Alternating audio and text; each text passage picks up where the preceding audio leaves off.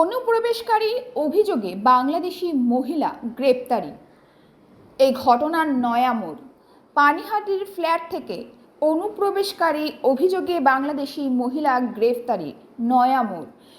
অদিতি ওরফে প্রিয়ার আগে যে দুজনকে গ্রেফতার করা হয়েছিল তারা সকলেই এই অদিতির ভাই বোন। প্রথমে দিদি অদিতি ওরফে প্রিয়া, তারপরে অদিতির ভাই বোন আবু তাদের ও আসমা অবৈধভাবে এদেশে এসেছিল কর্মসংস্থানের খোঁজে।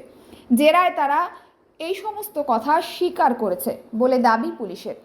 তাদের বয়ানের সত্যতা যাচাই করছে পুলিশ। জানা গিয়েছে, অবৈধভাবে ভারতে প্রবেশের অভিযোগে ধৃত অদিতি ওরফে প্রিয়া বাংলাদেশের সাতক্ষীরা জেলার বাসিন্দা। তার সঙ্গে প্রথমে কেষ্টপুরের এক ব্যক্তি ফেসবুকে আলাপ হয়েছিল। সেই সঙ্গে 2019 সালে যশোর হয়ে প্রিয়া এদেশে প্রথমে কেষ্টপুরে ওঠে।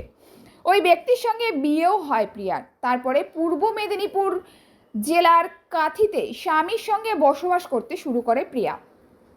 সেই ঠিকানায় জাল ভোটার, আধার, প্যান কার্ড ও রেশন কার্ড বানিয়ে প্রিয়া খাতুন হয়ে ওঠে অদিতি পাত্র। তারপর থেকেই পাকাপাকিভাবে ভারতে থাকা শুরু করে সে। এরপর সোদপুরের HB টাউন মালঞ্চ হয়ে মাস 2 আগে থেকে